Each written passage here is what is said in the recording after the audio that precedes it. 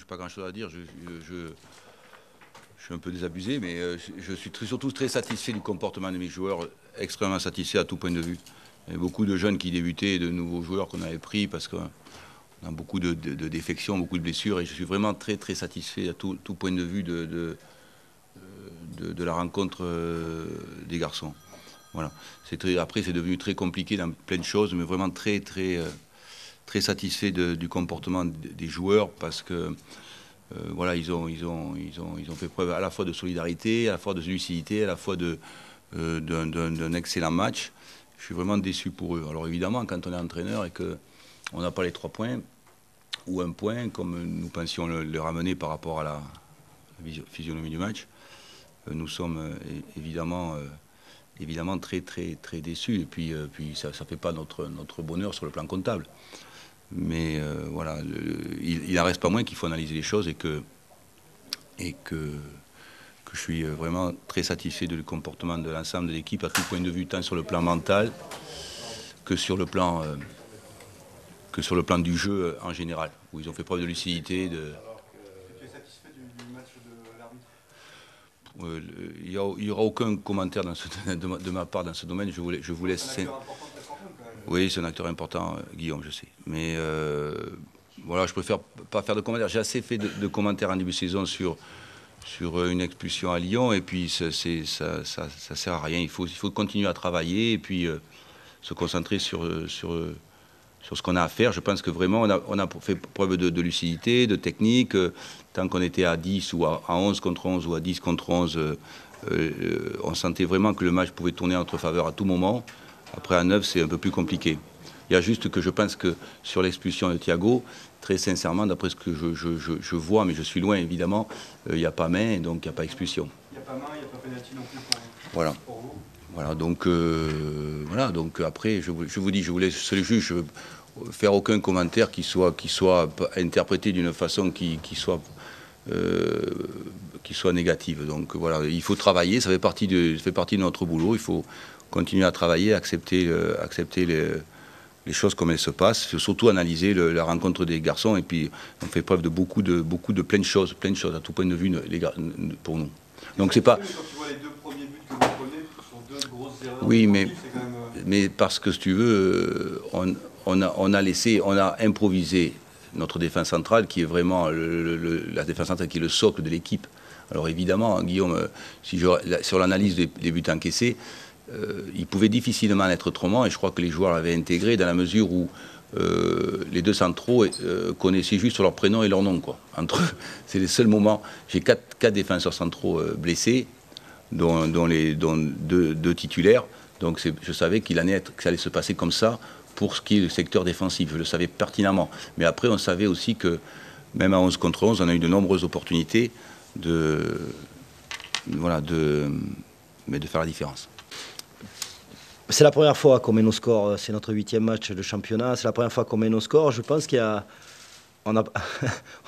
dirais pas qu'on a été déstabilisé par cette situation, mais c'est vrai que comme elle est nouvelle, on l'a pas très bien gérée.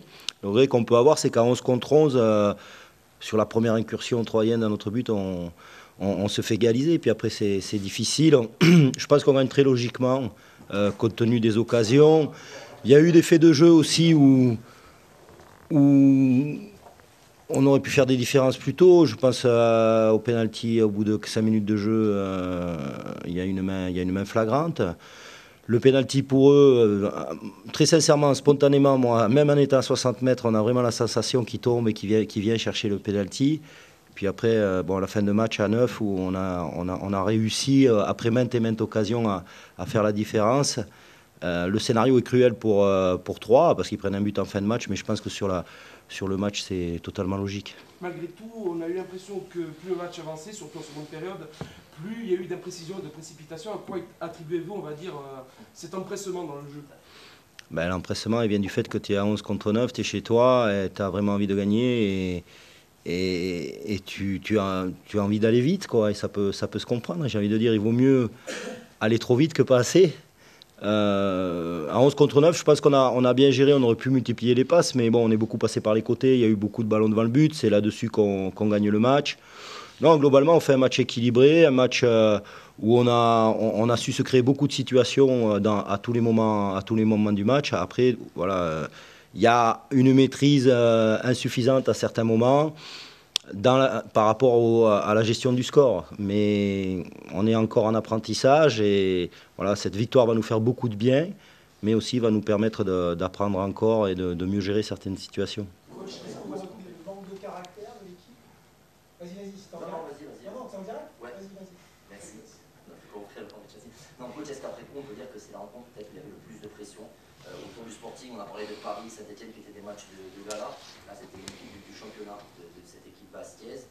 Après la mauvaise série, c'était le moment de... Oui, c'est des situations jamais simples. On avait bien réagi à Nice en faisant un match très costaud sur 90 minutes. Ce soir, moi, je suis très satisfait de la prestation d'ensemble avec beaucoup d'engagement. Après, voilà, il y a cette gestion des situations qu'on doit améliorer. Quand on attaque à fond. Quand c'est bloqué d'un côté, je pense qu'il y a plus moyen de passer d'un côté de l'autre. Voilà, c'est gestion technique et tactique qu'on doit améliorer, mais c'était pas psychologiquement, c'était un match simple pour aucune des deux équipes. Nous, on renoue avec la victoire.